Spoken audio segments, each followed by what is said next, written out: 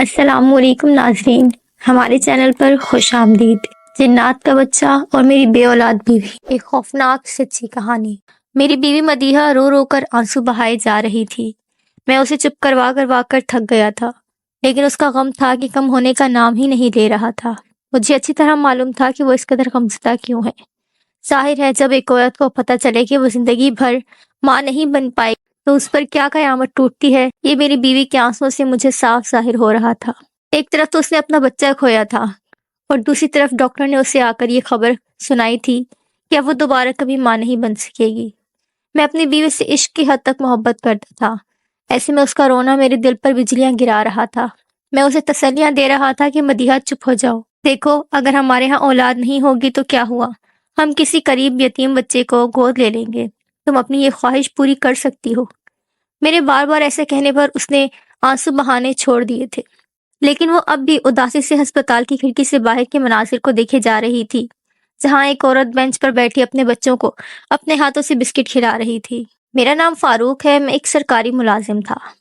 Bank balance, دولت اور خوبصورت بیوی، میری زندگی میں کسی چیز کی کمی نہ تھی۔ کمی تھی تو صرف ایک اولاد کی۔ میں نے مدیحہ سے اپنی پسند کی شادی کی تھی، وہ رشتے میں میری کزن تھی۔ جب میں نے اس کی خوبصورت کالی سیاہ آنکھوں کو دیکھا تو میں اس میں اپنا دل ہار بیٹھا، لیکن وہ پہلے سے منگنی شدہ تھی۔ اس کا منگیتر امریکہ میں پڑھ رہا تھا۔ جب مجھے یہ پتہ چلا کہ میں جس لڑکی کو پسند کرتا ہوں وہ پہلے سے منگنی شدہ ہے تو یہ سن کر میرا دل ٹوٹ گیا۔ میں کتنی راتوں تک چھپ چھپ کر بستر میں رویا تھا، وہ بھی صرف مدیحہ کی محبت میں۔ لیکن پھر 1 مہینے بعد مجھے پتہ چلا کہ اس کی منگنی ٹوٹ گئی۔ دراصل اس کے منگیتر نے امریکہ میں ہی کسی لڑکی سے شادی کر لی تھی۔ یوں میرے لیے رستہ ہموار ہو گیا۔ دوسرے ہی دن میں نے اپنے ماں باپ کے ذریعے اس کے گھر رشتہ بھجوایا۔ وہ بھی مدیحہ کے اوپر ٹوٹنے والی قیامت کی وجہ سے جلد شادی کرنا چاہتے تھے، اس لیے مدیحہ میری زندگی میں میری ملکہ بن کر آ گئی۔ پھر میں نے اپنی محبت میں کوئی کسر نہ چھوڑی، ہم دونوں ایک دوسرے کے ساتھ بہت خوش تھے، ہماری زندگی میں کوئی کمی نہ تھی۔ پھر میرا ٹرانسفر کراچی جیسے شہر میں ہو گیا اور میں اپنی بیوی کو لے کر کراچی آ گیا۔ ہماری شادی کو 1 سال کا عرصہ گزرا، ایسے میں لوگوں نے کہنا شروع کر دیا کہ کب اولاد کی خوشخبری سنا رہے ہو۔ مدیحہ کا یہ سن کر چہرہ اتر جاتا، لیکن میں لوگوں کے سامنے ظاہر کرتا کہ ابھی ہم سیٹل ہونے میں 2-3 سال لگیں گے، اس کے بعد ہی ہم بچہ پلان کریں گے۔ میں در حقیقت مدیحہ کے سامنے یہ ظاہر نہیں کرنا چاہتا تھا کہ اولاد نہ ہونے کی وجہ سے میں پریشان ہوں۔ پھر شادی کو 1 سال گزرا، 2 سال گزرے اور پورے 5 سال گزر گئے، پتہ ہی نہ چلا۔ جن جوڑوں کی ہمارے بعد شادی ہوئی تھی ان کے بھی اب 2-2 3-3 بچے تھے، لیکن ہماری جھولی ابھی تک خالی تھی۔ مدیحہ کو بچوں سے دیوانہ وار پیار تھا، وہ جس بھی بچے کو دیکھتے اس سے لپٹ جاتی، اسے چومتی چاٹتی، اسے بچے بہت پسند تھے۔ میں اس کی بے قراری دیکھ کر خدا سے دعا کرتا اس کی جھولی میں بھی خوشیوں کے پھول کھلا دے۔ پھر پورے 5 سال بعد پتہ چلا کہ مدیحہ ماں بننے والی ہے، ایسے میں ہماری خوشیوں کا کوئی ٹھکانہ نہ تھا۔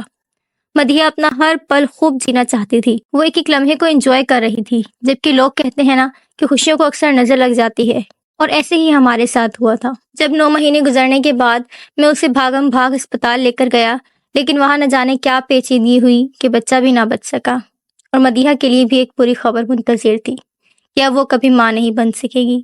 میں اسے تسلیاں دلاسیاں دیتا ہوا گھر واپس لے آیا تھا، لیکن یہاں اگر بھی اس کا غم کم نہ ہوا۔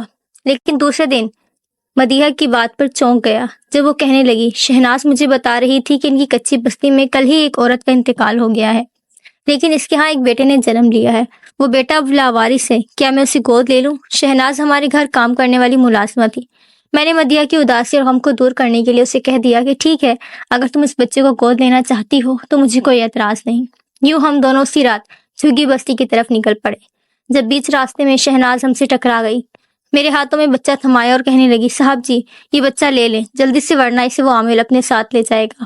وہ جس طرح سے گھبرائی ہوئی لگ رہی تھی، ہم نے فوراً ہی بچہ اس کے ہاتھوں سے لے لیا اور اسے لے کر ہم گھر آ گئے۔ میری بیوی بہت خوش تھی، لیکن میں کچھ پریشان تھا، مجھے یہ بچہ ٹھیک نہیں لگ رہا تھا کیونکہ اس کی آنکھیں بڑی عجیب تھی۔ پھر دوسرے دن شہناز آئی تو میں نے اسے اکیلے میں بلایا تھا۔ تم نے کل رات ایسی حرکت کیوں کی؟ زبردستی مدیحہ کے ہاتھ میں یہ بچہ کیوں تھمایا؟ شہناز نے سر جھکا لیا، پھر کہنے لگی، صاحب جی میں کیا کرتی، یہ بچہ آسیبی ہے، وہ عامل اسے اپنے ساتھ لے کر جانا چاہتا ہے۔ کیا مطلب ہے تمہارا؟ اس کی بات سن کر خوف کے مارے میں حیران رہ گیا۔ میں صحیح کہہ رہی ہوں صاحب جی، اس کی ماں کے اوپر ایک جنات کا سایہ ہے، وہ حاملہ تھی لیکن اس کی ساس اسے عامل کے پاس لے کر جاتی رہی، جب بچہ ہونے والا تھا تو وہ عامل بھی اس کے پاس بیٹھ کر عمل کر رہا تھا۔ کوئی کہتا ہے کہ اس عورت کو جنات نے مارا ہے تو کوئی کہتا ہے کہ اس عامل نے۔ لیکن عامل نے سب کے سامنے یہ بات پھیلا دی ہے کہ یہ بچہ جو پیدا ہوا ہے اس کے اندر بھی جنات کا اثر ہے، اس لیے اسے زندہ نہیں رہنا چاہیے۔ وہ اس بچے کو مار دینا چاہتا تھا۔ اس کی بات سن کر میں بدحواس ہو گیا۔ شہناز سے کہنے لگا، آخر کوئی آدمی اس قدر ظالم ہو سکتا ہے، اتنے ننھے سے بچے کو مار ڈالے؟ تو شہناز روتی ہوئی کہنے لگی، یہی تو وجہ تھی صاحب جی کہ میں اس بچے کو اٹھا کر پاگلوں کی طرح بھاگی، لیکن اب کچھ دنوں کے لیے آپ کسی کے سامنے بھی اس بچے کا ذکر نہ کرنا، ورنہ اس کی جان خطرے میں ہوگی۔ اب میں نے شہناز کو تسلی دی کہ اس بچے کو پالنے کی ذمہ داری ہم دونوں میاں بیوی کے اوپر ہے، اس لیے کسی کو بھی پریشان ہونے کی ضرورت نہیں۔ لیکن کچھ دنوں بعد ہی اس بچے کی عجیب و غریب حرکت نے میرے ہوش اڑا دیے تھے۔ جب مدیحہ اس کے ساتھ ہوتی تو وہ کوئی بھی ایسی حرکت نہ کرتا تھا، لیکن جیسے ہی وہ اکیلے میں میرے ساتھ ہوتا تو عجیب و غریب انداز میں مسکراتا، اپنی آنکھیں گھماتا، وہ مجھے خطرناک حد تک خوفزدہ کر دیتا تھا۔ لیکن ایک دن اس نے آنکھ کے اشارے سے الماری پر رکھا گلدستہ گرایا تو میری جان نکل گئی۔ دوسرے دن میں مدیحہ سے کہنے لگا، کیوں نہ اسے لے کر ہم مولوی صاحب کے پاس چلیں، جانے تو صحیح کہ اس بچے کے ساتھ کیا معاملہ ہے۔ مدیحہ کہنے لگی، آپ خواہ مخواہ وہم کا شکار ہو رہے ہیں، ایسا کچھ بھی نہیں ہے، لیکن میں اپنا وہم دور کرنا چاہتا تھا، اس لیے ایک دن مولوی صاحب کو لے کر اپنے ساتھ گھر لے آیا۔ مولوی صاحب نے اس بچے کو دیکھا، پھر کہنے لگے، یہ بات سچ ہے کہ اس کی ماں آصف زدہ تھی، کبھی کچھ اثرات اس بچے کے اندر بھی موجود ہیں، لیکن آپ کو یہ جان کر خوشی ہوگی کہ وہ جنات نیک ہیں، اس بچے کو نقصان نہیں پہنچاتے بلکہ اس کی حفاظت کرتے ہیں۔ وہ آپ کو بھی یہ بتانے کی کوشش کر رہے ہیں کہ کبھی اس بچے کے ساتھ کچھ برا سلوک کیا تو آپ سب پر حاوی ہو جائیں گے۔ یہ سن کر میرے رونگٹے کھڑے ہو گئے، لیکن مدیحہ یہ بات سن کر خوش ہو گئی تھی۔ وہ کہنے لگی، اچھا ہے اس بچے کے ایک دو ماں باپ نہیں بلکہ اس کے ساتھ اور بھی ایسی مخلوق ہے جو اس کی حفاظت کرتے ہیں، اب ہمارے بچے کو ہم سے کوئی جدا نہیں کرے گا۔ وہ تو دیوانہ وارث کے عشق میں گرفتار ہو چکی تھی، مجھے بھی کافی دنوں تک اس بچے سے ڈر لگتا رہا، لیکن پھر خود ہی اللہ کی طرف سے میرے دل میں اس بچے کے لیے محبت پیدا ہو گئی۔ اب اکثر رات کو میں اس کے پاس کسی کی موجودگی محسوس کرتا تھا، لیکن پھر یہ سوچ کر سویا رہتا کہ ہمارے علاوہ بھی اس بچے کی حفاظت کے لیے کوئی اور مخلوق بھی ہے۔ اس بچے کے سر سے ماں کا سایہ جدا ہوا تھا، لیکن اسے کئی محبتیں مل گئی تھی، شاید یہ اس کی خوش نصیبی تھی۔ ختم شد۔